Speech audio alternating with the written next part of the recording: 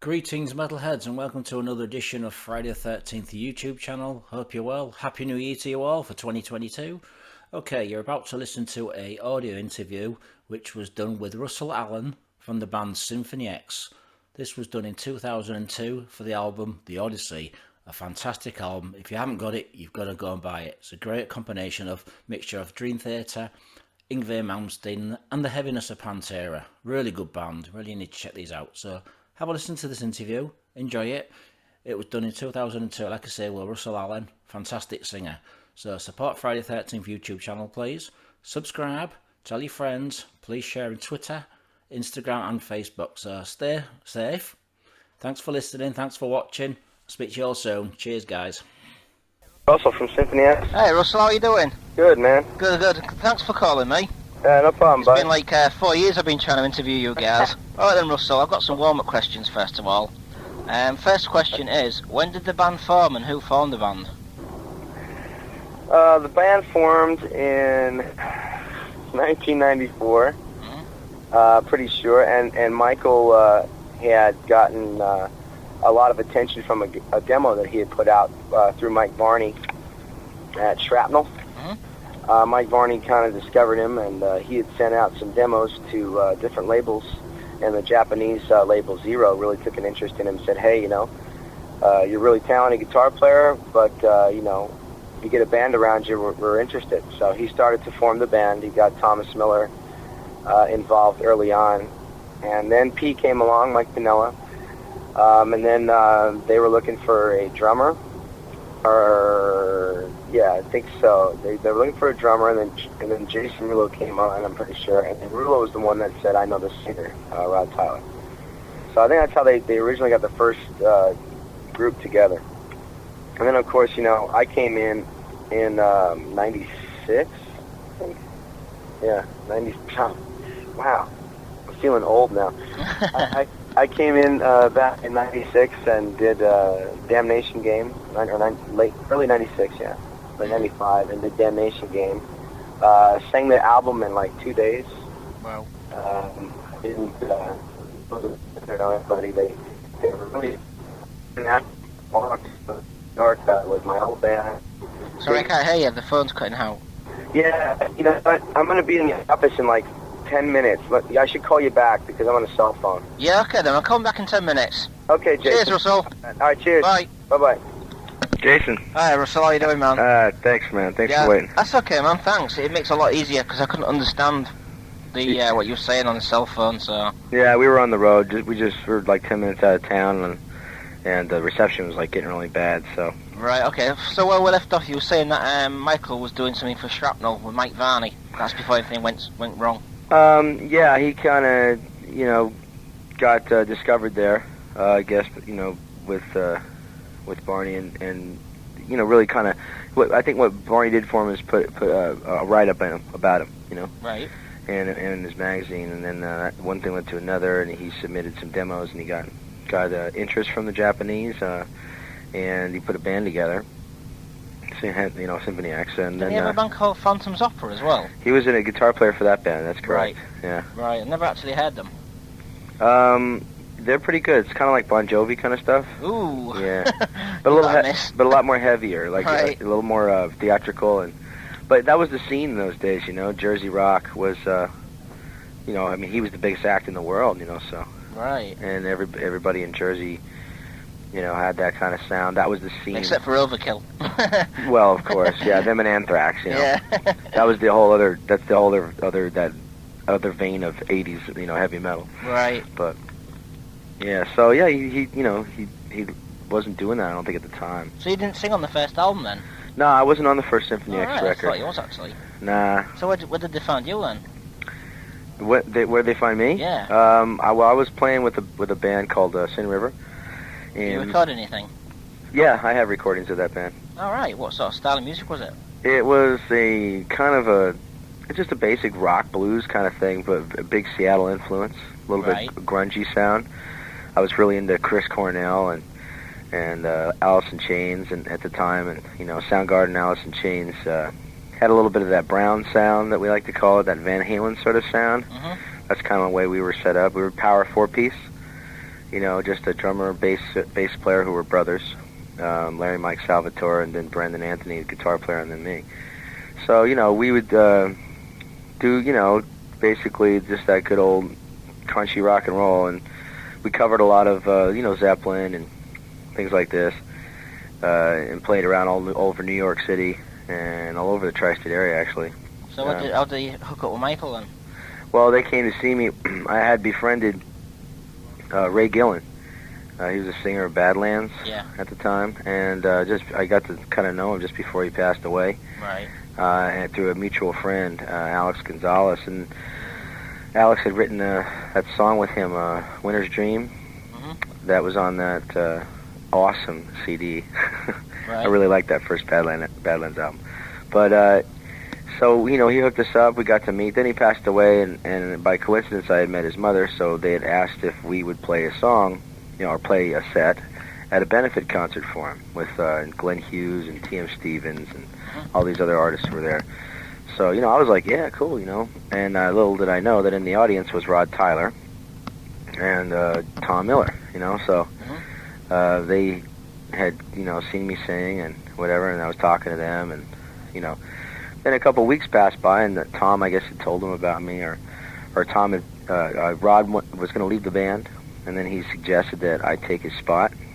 So he told Tom to give me a call, so Tom Miller had originally phoned me. So why did the original singer leave then? Was it just not his style of music? Yeah, I guess. He just he felt he could do something else better. I don't really know what he's doing now, but he said he was going to leave the band for another band, and that he wasn't interested in it or something. So in the beginning, it was really, really hard for Michael, because he was trying to get a band together, and he really didn't have a band yet. He had a lot of interest, and he had a lot of talent, but he didn't have guys that were gelling together. Right. So and I was really reluctant because it just wasn't a style of music that I was interested in at the time.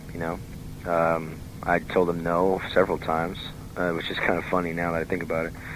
But I had said, I'm really happy doing this thing I'm doing and whatever. And so, months went by, and then they called me back, and they said, hey, look, they had problems with Rod in the studio. It wasn't working, And he really did. He just wasn't giving it, his heart and soul to it, and it was showing in the recordings, and it was really bad scene over there. So I said, okay, I'll come down and I'll do the record, because I had originally gotten their first record, and I didn't really care for it too much, Yeah. And really it was because of the way Rod sang it, and I'm like, wow, if they want me to sing like this guy, I'm not interested, Right.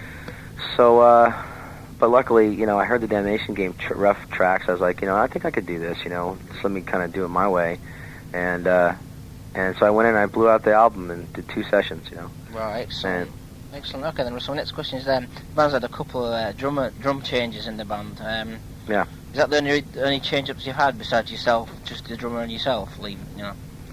That's pretty much it. Well, Thomas Miller, of course, left the band back in '98 when we started touring. He had, a lot of problems with playing out, and just wasn't for him. Unfortunately, he was not healthy at the time, and he made a decision to leave the band because the band was moving on, and started to become really a band, Before that, it was just we could all play. I mean, we could do the songs. A lot of doubt was cast around the band because no one knew if we were a real band or not. But we just had so many problems. And then Tom left the band. We got LaPond in, and Jason came back after Walling had left. Jason had just he was going through some tough times, personally, at the time, and he just needed to take a break, So we had Walling come and fill in for him. Right, you have to excuse me for asking you all these sort of, warm-up questions. I've never interviewed the band before, and I've been waiting for 4 years. So that's cool. I'm doing my best to give you the answers. That's okay, Russ. No problems, man. Okay. I don't know them all, but I'm trying. Because I want to put you guys on the next cover with Omen, like a joint cover thing. So. Cool. Okay, my next question is: so why the name Symphony X? Was there any other names? Do you know? The name, you mean? Yeah. Well, the name of the band, I think. Michael just came up with it. It's not. A lot of people think it's like the 10th Symphony of Mozart or Beethoven, but that's not the case. It's just what they came up with. Symphony X. The X Factor is the heavy part of the band. And that's really the core behind the name. The symphony, of course, is obvious. I mean, with the virtuosity of the musicians and the classical influences. Yeah, the keyboards and. Yeah, the keyboards, and really the notation of everything. In the beginning, it was a very, we did a lot of the Baroque period stuff with the really fast, the Mozart sort of runs, Bach sort of stuff. Mm-hmm. And with a name like Symphony X, it's just so easy to just touch every part of the symphony, of the classical music. So now we got a lot more John Williams and stuff in there, modern classical music and things like this. So that's pretty much why the name was made. All right. Okay. My next question is, who are the band's influences, and how do they reflect in the band's music? Well, we're a really odd cast of characters. LePond is like, into total metal. I mean, he loves Manowar and bands like that. But he plays like he's so gifted he can play anything. But that's just his thing. Michael is also into metal, but he likes the old stuff, Judas Priest, King Diamond. But his big influences as a musician are probably Alan Holdsworth. He loves. Who's Alan Holdsworth? Just don't sound ignorant, but who's he playing? He was a guitar player for Holdsworth, was a guitar player for UK. For UK. Yeah. Right. Okay. A band called UK, an old '70s progressive band. Right. He likes Emerson, Lake and Palmer. He's a big Kansas fan. Of course, he is heavily influenced by Yngwie Malmsteen. He likes Never. likes him, of course. Right. I think he's done a great job of separating himself, though. As Right. a musician, he's just such a better songwriter, in my opinion. Mm-hmm. But that's just a touch of his influences. Jason's really into jazz. He likes the Police. He likes Rush. And he pretty much he's into his jazz stuff. I don't know all his jazz stuff, but he really likes that kind of stuff. Right. But his rock influences are probably mostly Rush. I know he likes Van Halen. He loves Alex Van Halen. Thinks he's a great live rock drummer. But he's into weird guys like Manu Katché and all these different sort of tribal drummers, and drummers are weird, I guess. So yeah, I used to play drums myself. So Yeah, so he's into that kind of stuff, and Pinella's into Pink Floyd. He grew up listening to that, and he a lot of the classical music. He's probably the most well versed of Chopin and those types of things than any of us. But that's just a few. I'm into all, like, I guess you could say blues rock, or Led Zeppelin's like my favorite band. And I grew up listening to Van Halen and Iron Maiden, Paul Rodgers. I don't know. I could go on and on, but yeah. But we kind of all have a common combination, isn't it? Yeah. It works very well though. Yeah, we have our common ground is metal. Our rock, heavy metal, heavy rock, Mm-hmm. and we all have a love for that symphonic sound. Right. That's kind of where we all sort of bring it together, and it works, So. Cool, excellent. Okay, and so next question is, besides Paul Rodgers being one of your own personal favourite singers, who else do you admire? Do you admire people like Glenn Hughes? Oh yeah, Glenn Hughes, I think, is an awesome singer. Yeah, he is. What a range, and he's got a lot of soul, and I really like that. I think he's the best rock singer. Yeah, personally. I think so. I think his ability is undeniable, and I couldn't say that that's all I could listen to is him all day. But when I'm in the mood for that soulful rock, he's just so good at it. So I like Stevie Wonder, and he's influenced by him, obviously. Yeah, he is. Yeah. He wrote a couple of songs, didn't he, by him and stuff. Yeah. And Stevie Wonder's just got that great, he's just one of the originals, of the soul singers coming out of America in the '60s, What do you think about Rob Halford? He's my favourite metal singer. Rob Halford's unbelievable. I got to meet him this year, which was really cool. He's a decent guy, isn't he? Yeah, good no guy. Rock star. No, he's just a real person, Has he heard your band? Huh? Has he heard Symphony X?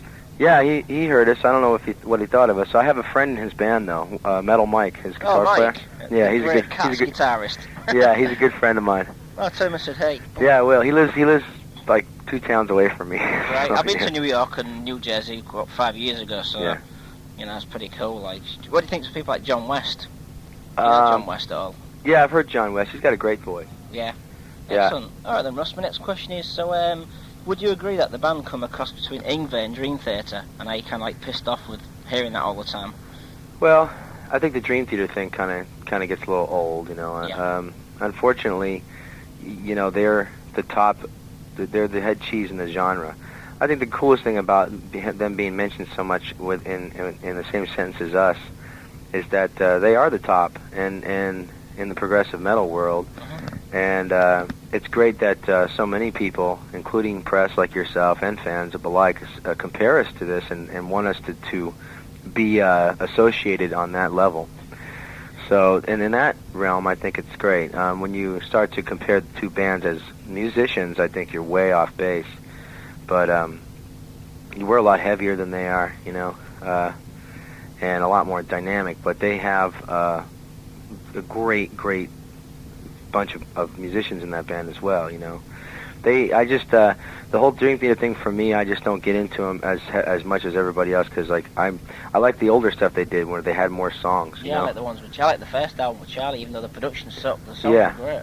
But that's me. I'm a song guy. You know, I mean, I love the epic stuff too. I like it when we do it. I like to listen to it every now and then. But you know, I like to hear just good old fashioned good songs. You know, and like Images and Words had a lot of that on it, and so you know I like that. The 6 Degrees, the new record that they came out with, that was really heavy. You know, we were listening to that going, yeah, this is some heavy stuff. You know, we were kind of shocked that they had that. You know. I don't think he can sing very well though live. I think they could have done a better singer. Yeah, I don't know about that. I get razzed all the time about, hey, why don't you join Dream Theater? You know? Everybody says that to me, I but think you know. Ray Aldo from Fates Warning would be an amazing singer for Dream Theater. Oh yeah. He's got an amazing voice, Ray Aldo. Yeah, well, they have that sort of. They both, him and LaBrie, you know, they fit into that context of that kind of. They have that high sort of tinny voice, you know, that has that, you know, kind of a long vibrato, but that's really thin on top, you know. So and it really works well with the harmonies, and Right. you know, I like that sound. Unfortunately, you know, I don't do that. I can't do that, you know. I'm a power singer, so. Yeah, he's got a great voice, man. Every time I go for notes, I just go for it all, you know. Just Like, go for Rob Halford to screw your balls out. yeah, you know, I just give everything, you know. So, Excellent. and that's like I never really kind of got. They were probably more influenced by Jeff Tate. I imagine those guys, and I really wasn't. I liked more Bruce Dickinson, Halford, Dio. You know, those metal singers are to me the power singers. Yeah. And that's the ones that I, you know, at an early age really said, wow, these guys are gods, you know. And so that's why I started developing my singing style based on that, you know. So.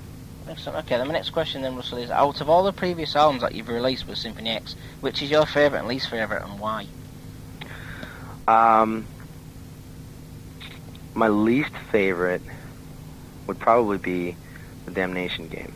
Why?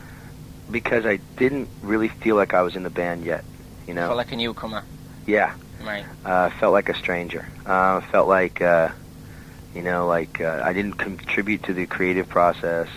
When the songs were actually wrote and you just stepped into the vocals and that was it. Yeah. Right. That's my least favorite. I think my favorite one, I really don't have a favorite, but I can only answer maybe after this album's been out for a while, because I've really liked this one a I lot. haven't heard it yet. I was hoping to get it in time for the interview, but Peter said if it doesn't arrive to let him know. Yeah, well, I think when you do get your hands on it, you'll know what I'm talking about. I'm looking forward to It's it. just, this is probably my favorite one that I've done because of just the opposite reason why I don't like the Damnation Game. Because the fact that now I'm so entrenched into the band, you know, and have such a big influence on the music. And, you know, the way I sing it and everything is totally me, you know. So, like, now, this one is one of my favorites, you know. What about before this one? Which would you say was your favourite? I think the Divine would Right. probably, because that was the first time I felt like I was in the band, you know what I mean? So, and the two in between are great. They're just, to me, they're journeys, you know.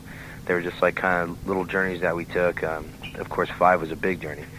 And I like those albums too, but I was in a different time in my life then, you know.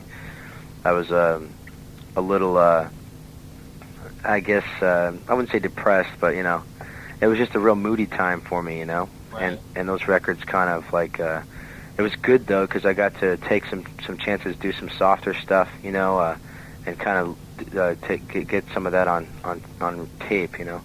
But now I feel like, you know, like I'm really strong about what I'm doing and what I'm about, and I really had it all for this album, you know. So. Okay, then so my next question is, are you happy with Inside Out music, and have you been approached by any other labels recently? Well, I'm sitting in their office right now, so yeah, I guess I'm pretty happy with them. Is this the American office? I'm in the German office right now. Oh, right, okay. Yeah, I've known Thomas since he started. You know, basically Right. we kind of started together, so they're kind of like family, you know, to us, and they've always treated us really great. Yes, we've been approached by other record companies, but you know, we've been together for a while, and we really want to make things work with these guys. They've always never had an opportunity to really give us the royal treatment because they were always being given secondhand, you know, sub-licensing from Japan. So we signed directly with them, you know, with licensing agreements from ourselves to work directly with them, and they've got the album, and you know, they're gonna do everything they can, and they've already, you know, obviously they put some great artwork together. They've got the promotion is already rolling, and they're just able to do their job a lot better now because we got through a lot of red tape, and we just had a lot of baggage when we started out. You know, it wasn't just, you know, some stories are the band's out of the gate and they're flying. You know, with us, you know, we had a lot of engines to fix. Right, okay. So how long's the deal with Inside Out then, and how did you hook up with Metal Blade in the States? Well, the deal with Inside Out was I think we did a 3-album licensing agreement with them for this, and this is like the second one or the first one. We made a big mistake with Metal Blade. Not that the Metal Blade's a you know, bad record or Slagle's not a good guy. It's just that they got so many acts and they didn't really know what they wanted to do with us, and it was at a time in the band's life that we wanted to move. You know, we wanted to get the stuff home already because there was so many people who wanted to hear it. And you know, everyone in the press was just like, "Why don't you have an album out in America?" You know. So why didn't you go with Inside Out America then? They weren't there yet. Right. Okay. Right. They didn't exist yet. Right. So we had to go with the Metal Blade option because they were the only ones that really offered us a decent advance, and we were really hoping that things would work out. They're a legendary record company. You know, they've been around in the business for a while, but they just got hundreds of acts, and you know. Just not enough staff, I think, to cater to those bands. They do, unfortunately, have a bad reputation amongst the bands for this.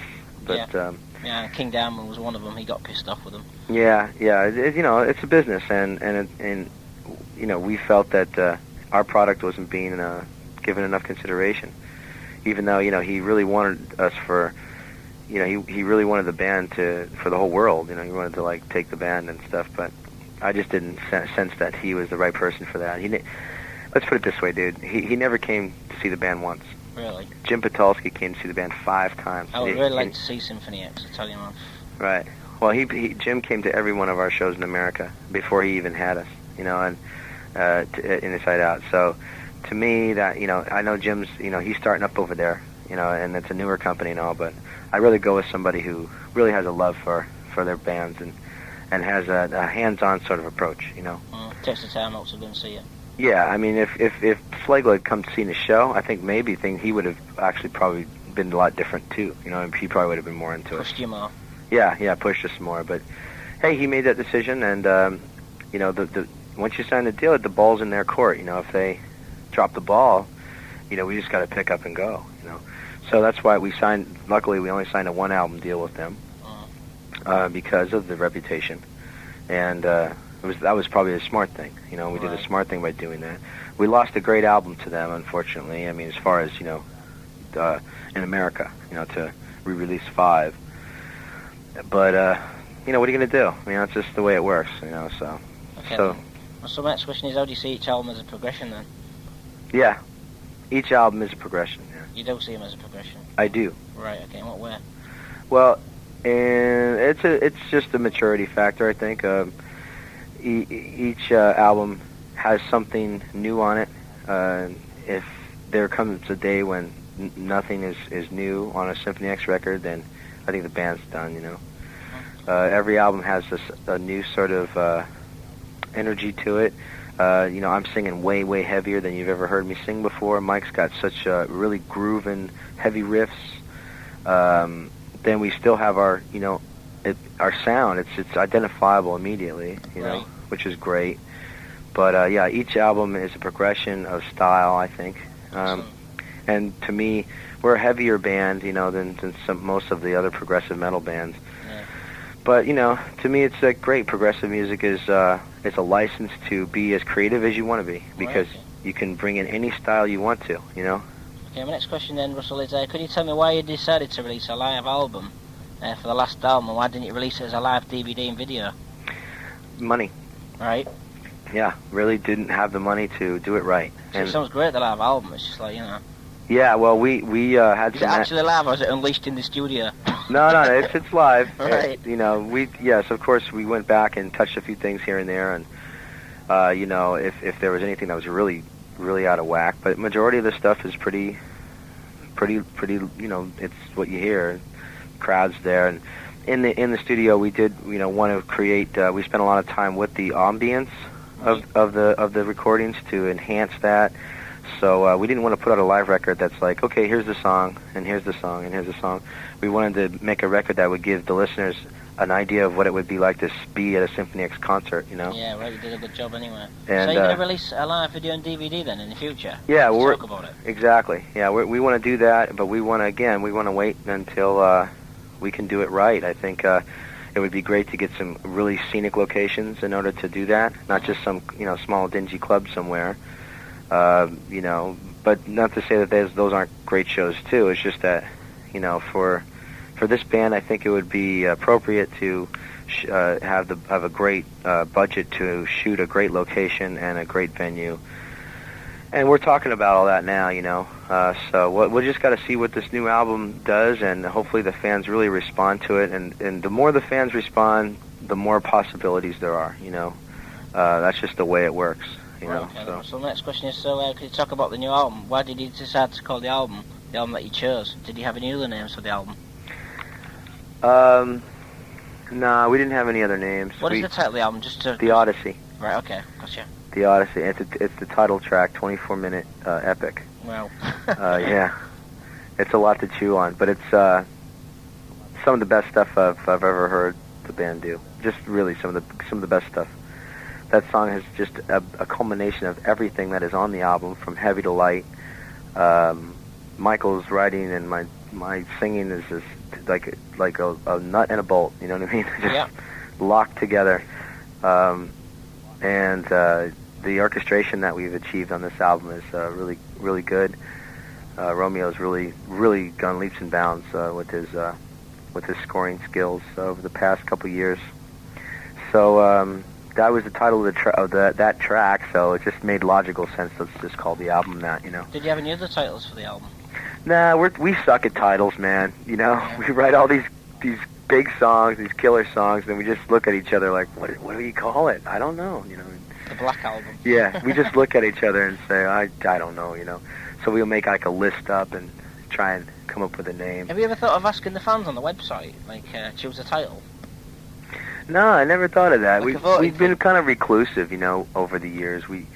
None of us really hang out in rock clubs or live that kind of lifestyle. I mean, it's great once in a while, but none of us are really, I guess, you know, living that nightlife every night and talking to fans all the time. No, but what I mean is, if you did like a website, you came up with some titles and you put like 10 titles and people had to vote for the...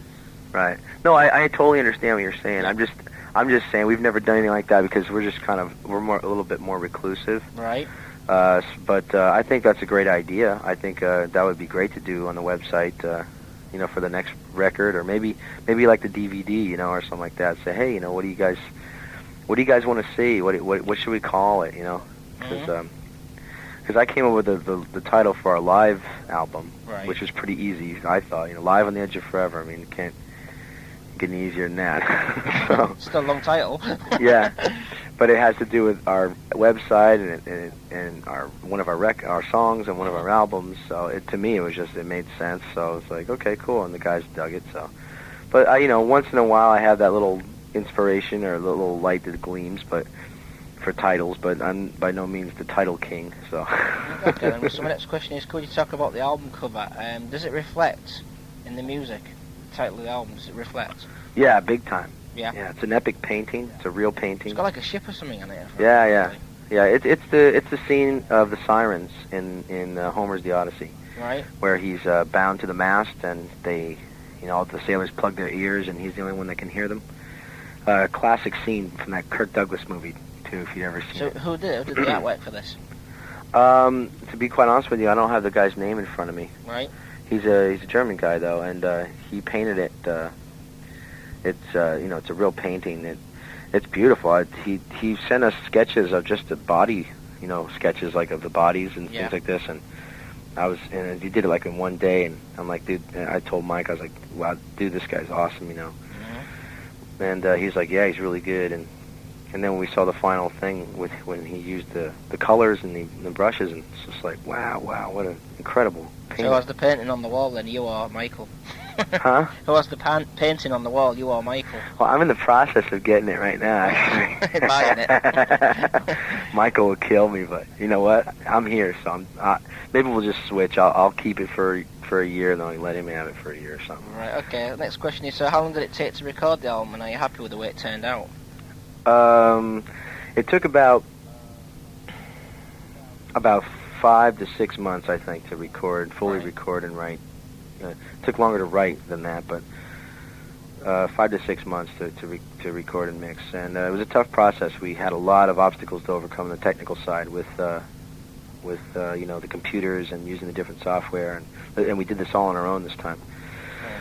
And I'm really, really happy with the outcome of the album. I think it's sonically the best record we've had ever. The clarity is there. I was really nervous about all that, and Michael was too. And we got Steve Evans to come in at the last minute and give us that sprinkle, Right. that little sprinkle that only an engineer can do. Mm-hmm. And that was the icing on the cake. We did all that legwork. We got the tracks up to snuff. Romeo spent countless hours getting the tracks all mixed and ready to go, and then we just had Evans come in and give it that final, engineer's kiss, and it really made a difference, and I'm really happy with it. Right, okay, next question is, am I right in saying that this album might have been recorded at East Track Studios? Is that where you've worked before? Where are we recorded? Is it East Track or something East? Tracks East? No, yeah, sorry. No. We didn't do anything at Tracks East. We initially tracked drums there, but the tracks that we had got from Tracks East were not usable. Only because it just wasn't happening. The sounds weren't there. It just wasn't happening. So we had Jason come back, and he actually flew back from Brazil. He's on vacation, and it's like, hey, stuff just isn't happening. So he came back, and we recorded it in the dungeon. We did it all in our own studio. Oh right. So I thought this Track East was something to do with the band actually owning the studio. Obviously, it's just a pretty well-known studio in New Jersey, then I believe. Yeah, that's what it is. Right. Okay. Yeah. Then. Okay. Then. So next song is what are the songs about, and are the songs wrote as a team effort on the new album? Yeah, the majority of the songs are written by Romeo. I did a lot of lyrics on this one. Majority of the lyrics are pretty much me. LaPon wrote a lot of lyrics too. And we just some of the stuff we used and some of we didn't. Jason came in and helped out with lyrics here and there.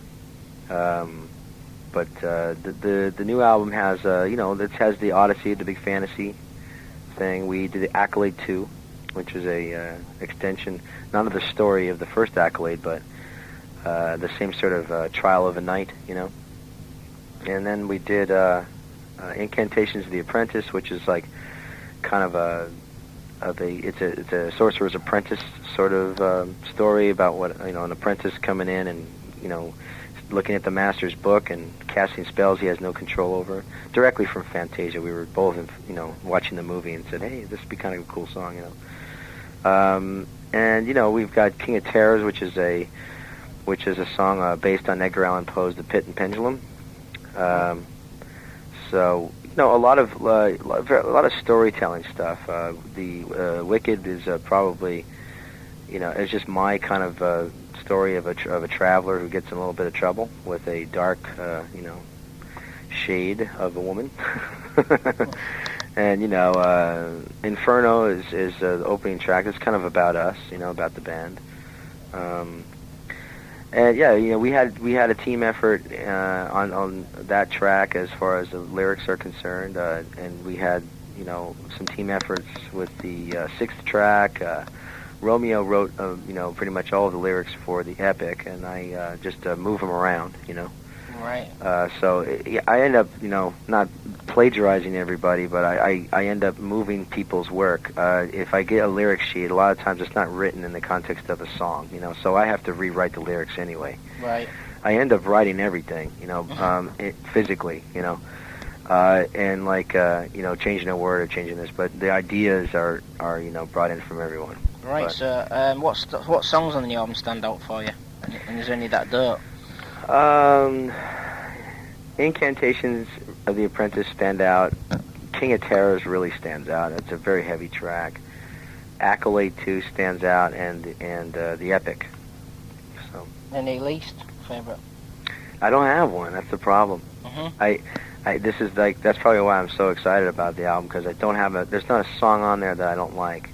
And in the past, I kind of always never really went for the double bass tracks, that was just too much for me.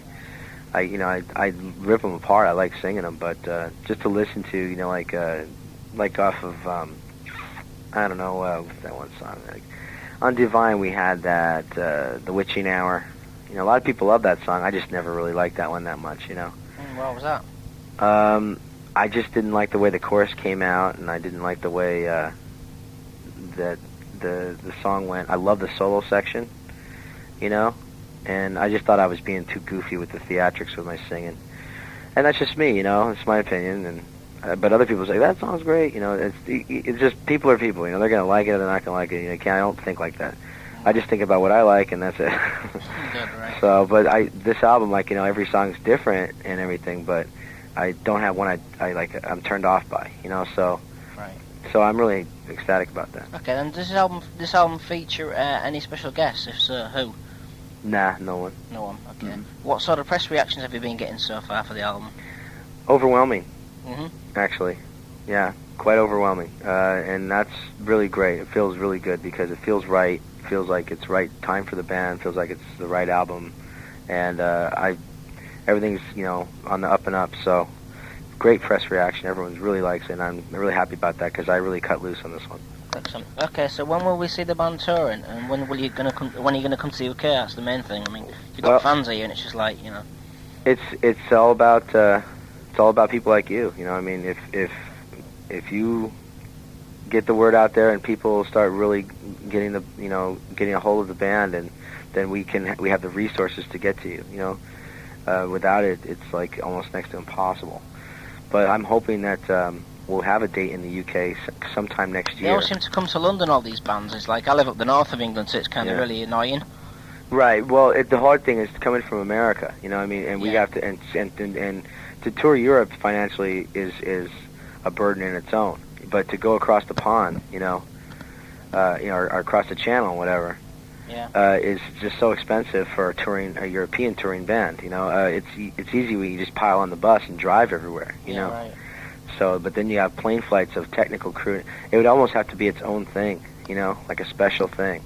But I think it can be done, and I really think that we can pull it off if we have we have a tour with Stradivarius coming up in March, and if things go according to plan, we will be able to, accumulate hopefully enough. Well, Stradivarius apparently is supposed to be playing England in March in London.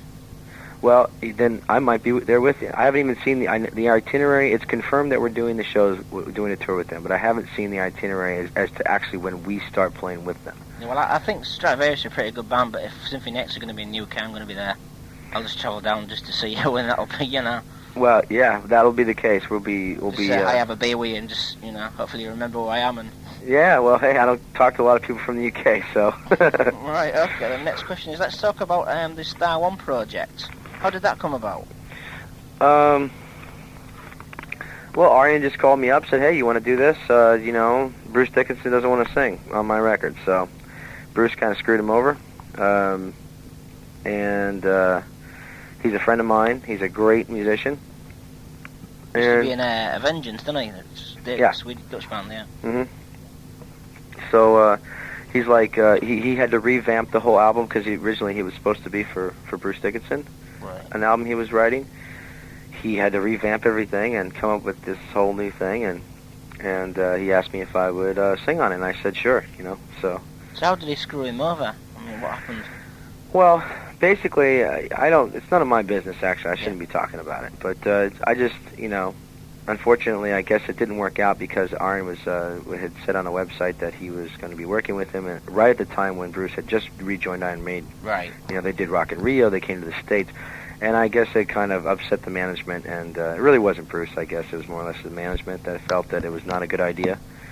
But, hey, these are people's, we're musicians, but this is our livelihood, and when an album doesn't, come to fruition, it really sets you back, Right.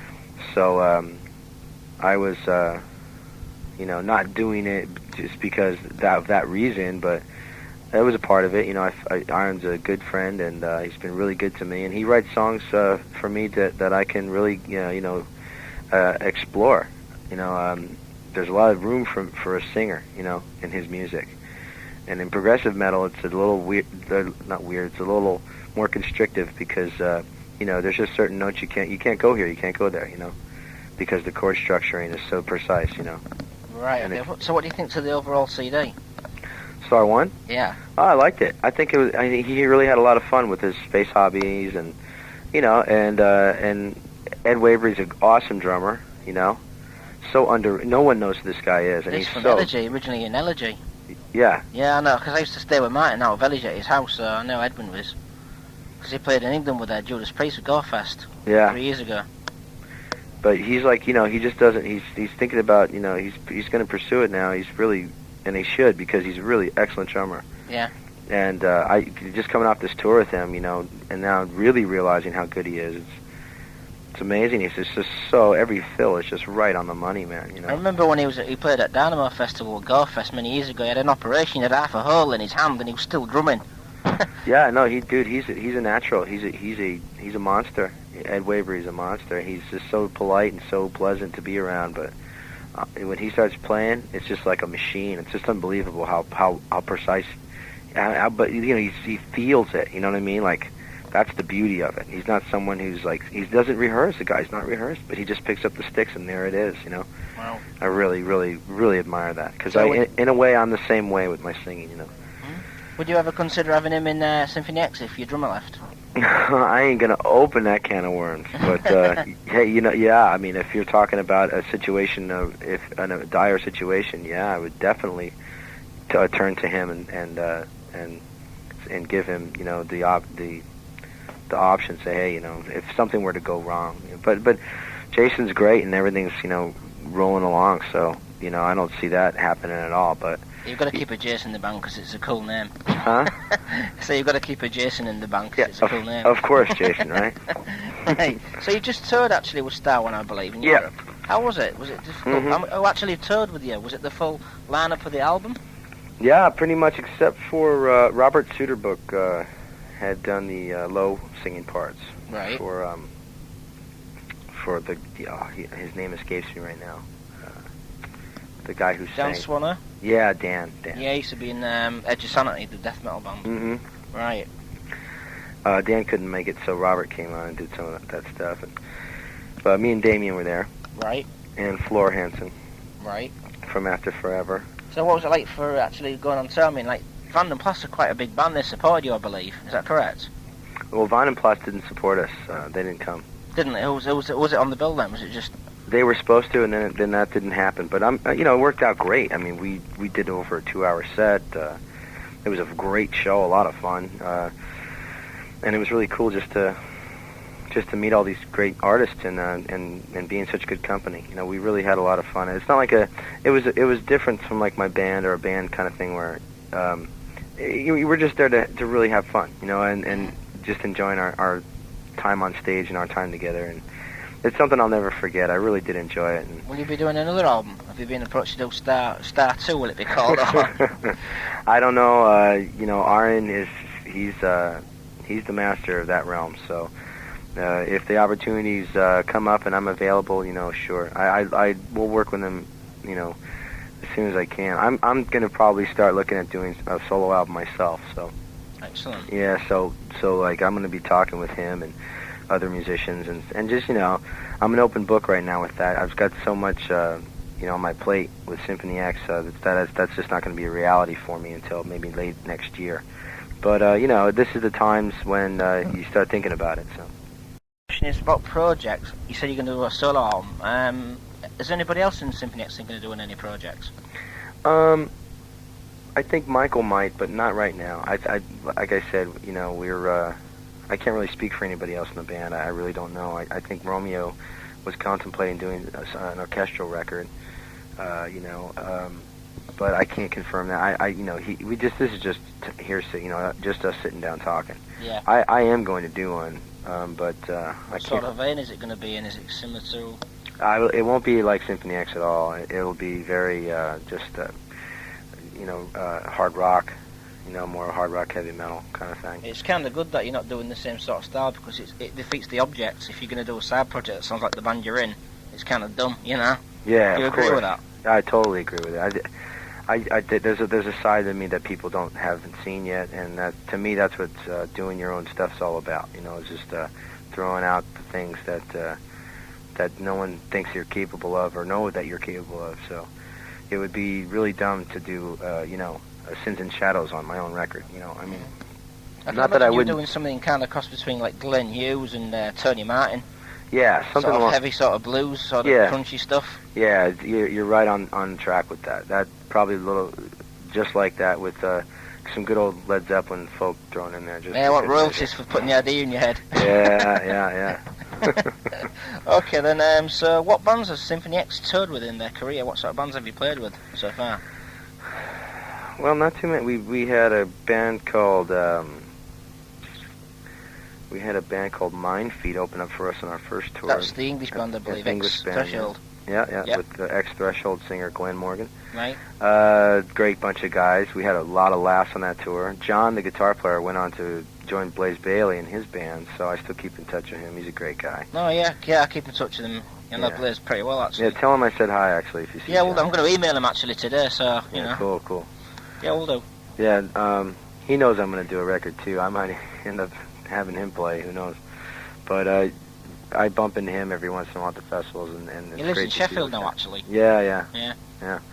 Other bands, gosh. I don't know. You must have played with quite a few. How many times have you actually been to Europe with Symphony X? I think we've only been here like a couple times, actually. Right. 2 or 3 times. And the one time we came here, we had no opening act. We just did some festivals and did some club dates ourselves, which was a big nightmare. We should have planned that way better. But did you play Bang Your Head Festival last year? We had to we canceled out that stuff because I wasn't feeling. I had a stomach problem, so I couldn't make it. But yeah, you know, gosh, I'm trying to think. I'm knocking my brain in the floor here. You played the Prog Power, aren't you, in Europe, in America, aren't you? You played that before. Yeah, we played that in Atlanta. Arc was there the same year that we played. Yeah, they're great. I mean, Jon Landy's got an amazing voice as well. So. Yeah, he was really impressive to see, and yeah, he took my he pretty much took over for me when I wasn't able to do Roland's project, Roland Grappo from Halloween. Oh yeah. I was originally going to do a side project with him. When was this? Tell me a little bit about this. Is this recently? This was about a year ago, and what happened was, you know, he had Halloween had just parted ways with him and Yuli, the drummer, and they were looking to now form a band, and I just wasn't, you know, interested in a band. I didn't want a band. I was in a band, you know. I have my band. You're happy with, Yeah, I was happy with my band. I'm loyal. I'm a loyal guy, you know. I mean, that's good. So when things don't work out, you know, hey, you got to move on. But that's just not the way I felt at the time. and it just wasn't for me. So it was kind of a little, downer for him. But he got that guy for Mark, and It's going to be interesting on to hear. yeah, he's I think he fits more of the mold, I think, of what Roland really needs. So who's putting it out? Do you know what label's going to put that out? I don't really know too much about it. Right. What about the album what you listen to at the moment? Well, I brought some classics with me and some new stuff I got. I got the new Tool album. I brought Rage Against the Machine, Battle of Los Angeles. Everyone's probably going to be like, what? Yeah, so I'm thinking, hey, what? Nah, what? Hey, I love... A new metal dude. I love California bands. I'm Right. from California. I love the sound. I ain't into the rapping stuff, too much, but Right. I just do the guitar player rocks, dude. He just rocks, Alright then, thanks for doing the interview. It's like 4-year wait, it's well worth it. Do you have anything to say to the fans before we go? And I'd like to wish you all the best. Yeah, to the fans in the UK, hey, we are so dying to come and see you, so hang in there.